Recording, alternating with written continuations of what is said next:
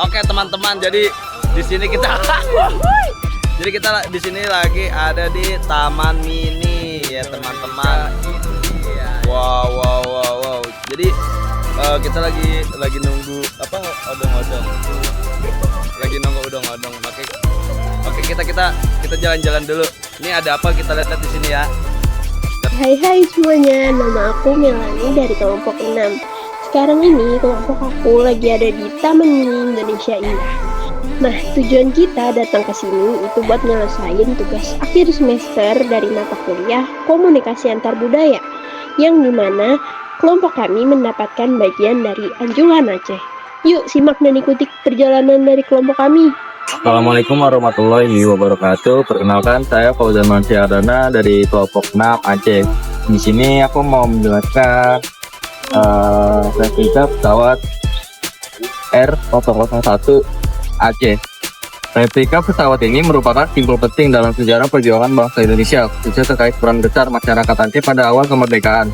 Pada tahun 1948, kondisi Indonesia saat itu sangat sulit. Belanda melakukan agresi militer dan Indonesia hampir tidak memiliki alat transportasi udara. Untuk mendukung diplomasi maupun perjuangan, melihat kondisi tersebut, masyarakat Aceh secara sukarela menggalang dana dan menyumbangkan emas untuk membantu pemerintah Indonesia membeli sebuah pesawat, yaitu pesawat ini. Terus dari sumbangan rakyat Aceh, itulah kemudian dibeli pesawat jenis Douglas DC-3 Dakota yang diberi nama Seulawah R1 RI sama dengan 001. Pesawat ini menjadi pesawat pertama milik Republik Indonesia dan digunakan untuk kepentingan negara seperti menghubungkan wilayah Indonesia, membawa pejabat negara, serta mendukung perjuangan diplomasi ke dunia internasional. Replika pesawat ini yang ada sekarang dibuat sebagai bentuk penghormatan dan pengingat atas jasa besar rakyat Aceh terhadap Republika Indonesia. Replika ini tidak hanya menjadi objek sejarah, tetapi juga simbol persatuan, gotong royong, dan nasionalisme. Melalui replika ini kita diingatkan bahwa kemerdekaan Indonesia bukan hanya hasil perjuangan senjata, tapi juga hasil solidaritas dan pengorbanan seluruh rakyat, termasuk masyarakat Aceh yang dengan tulus mendukung berdirinya negara Indonesia. Sekian penjelasan soal pesawat ini, segitu aja. Terima kasih. Ini saya akan menjelaskan sejarah dari Lonceng Cakradonya. Lonceng Cakradonya merupakan peninggalan sejarah Islam dari masa Kesultanan Demak. Pada abad ke-15 hingga kini tersimpan di Masjid Agung Demak, Jawa Tengah. Lonceng ini diyakini berasal dari Tiongkok dan dibawa oleh Laksamana Cheng Hong atau Armada sebagai hidayah. Kemudian digunakan sebagai penanda waktu ibadah dan alat untuk mengumpulkan masyarakat sebelum adanya beduk dan pengeras suara. Terbuat dari perunggu, lonceng Cakradonya memiliki keunikan berupa ukiran huruf Arab Cina seperti simbol Hindu-Buddha yang menunjukkan adatnya berpadu pada Islam, Tiongkok, dan Nusantara. Halo teman-teman, jadi kita sekarang lagi ada di balai atau balai. Jadi balai atau balai ini merupakan bangunan tradisional masyarakat Aceh yang bersifat multifungsi. Bangunan ini umumnya tidak berdinding, terbuka di semua sisi, dan memiliki lantai yang rata. Balai ini digunakan untuk berbagai kegiatan sosial, keagamaan, dan kemasyarakatan. Berdasarkan fungsinya, balai terbagi menjadi beberapa jenis. Antara lain, yang pertama itu ada balai munasah, berfungsi sebagai bangunan pendukung munasah, tempat musyawarah masyarakat kampung, serta tempat menginap bagi pengunjung. Yang kedua, balai musagid, yaitu bangunan pendukung yang berada di sekitar masjid. Yang ketiga, balai rumoh, merupakan balai pribadi milik tokoh masyarakat yang digunakan sebagai tempat menunggu tamu. Yang keempat, ada balai kubu, yaitu balai yang terletak di dekat kuburan keramat dan digunakan kegiatan kenduri. Yang kelima, balai sumobat, berfungsi sebagai tempat guru agama mengajarkan ilmu kitab kepada murid-muridnya.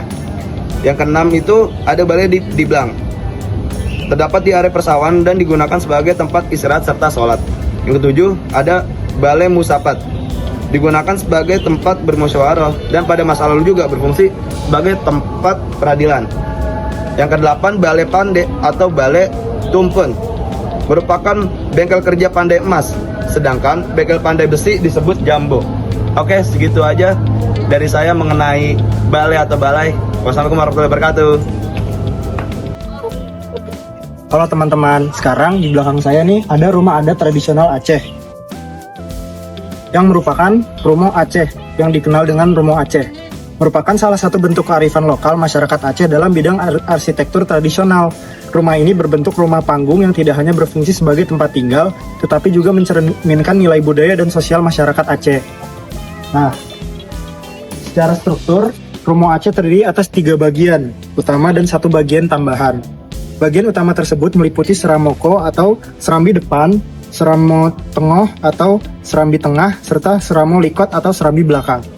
Sementara itu, bagian tambahannya disebut rumo dapu yang berfungsi sebagai dapur. Setiap bagian Rumo Aceh memiliki fungsi tersendiri. Seramoko digunakan untuk menerima tamu dan kegiatan sosial, seramo tengah menjadi ruang utama keluarga, sedangkan seramo likot digunakan untuk aktivitas domestik. Selain itu, terdapat pagu atau para rumah yang berfungsi sebagai tempat menyimpan pusaka dan barang berharga keluarga. Rumo Aceh dibangun menggunakan kayu pilihan sebagai bahan utama. Jumlah tiang penyangga bervariasi mulai dari 16, 18, 24 hingga 32 tiang. Bisa dilihat sendiri, banyak sekali tiang-tiang penyangga yang menyangga rumah ini agar bisa berdiri dengan tegak. Rumah dengan 16 tiang umumnya memiliki 3 ruangan, sedangkan rumah dengan jumlah tiang lebih banyak biasanya memiliki lebih dari 5 ruangan. Keunikan Rumo Aceh terletak pada konstruksinya yang tahan gempa. Bangunan ini menggunakan atap dari daun rumbia yang ringan dan dibangun tanpa paku atau besi, sehingga strukturnya lebih fleksibel dan mampu menyesuaikan diri terhadap guncangan. Jadi rumah-rumah ini sudah didesain agar bisa tahan terhadap bencana alam seperti gempa dan lain sebagainya. Dengan desain yang menyesuaikan alam dan budaya setempat, Rumo Aceh tidak hanya menjadi tempat tinggal, tetapi juga simbol kecerdasan dan kearifan lokal masyarakat Aceh dalam menciptakan hunian yang aman, fungsional, dan bermakna. Sekian pemaparan tentang Rumah Aceh dari saya. Dadah. Nah, sekarang kita mau ke arah lumbung padi. Nah, jadi di sini ada yang namanya kroweng padi. Nah, kroweng padi ini merupakan tempat penyimpanan padi hasil dari panen yang sudah dikeringkan. Nah, ini tuh terbuat dari anyaman bambu yang dikeringkan lalu diikat dengan tali ijuk. Kroweng padi ini bentuknya itu bulat. Terus biasanya itu ditempatinnya di bawah rumah Aceh. Mau di bagian dekat dapur ataupun di atas sebuah meja kayu yang berkaki tinggi. Kisarannya itu sekitar 50 cm. Nah, tujuannya itu biar menghindarin lembab dari tanah, biar gak ngerusak gabah kering. Setelah tadi kita membahas tentang kroweng padi, sekarang saatnya kita membahas cara menumbuk padi yang benar setelah disimpan di kroweng padi ini ya.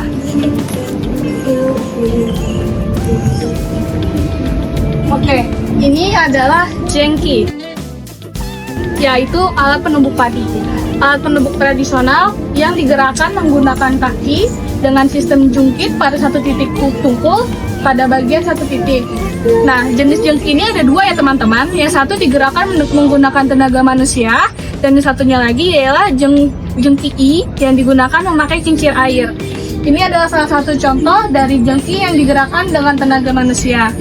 Nah, jengki ini menjadi salah satu alat teknologi tradisional sederhana yang ada di dalam masyarakat Aceh. Jengki biasanya digunakan pada bulan Ramadan, terutama mendekati Lebaran sebagai persiapan warga membuat tepung, bahan kue. Jengki merupakan simbol gotong royong masyarakat Aceh karena aktivitas menumbuk melibatkan beberapa orang. Jadi, jengki ini bisa digunakan sebagai alat untuk masyarakat Aceh kumpul ya, karena alat ini punya peran masing-masing. Menumbuk, menghasilkan tumbukan sekaligus mengayak sehingga lebih halus.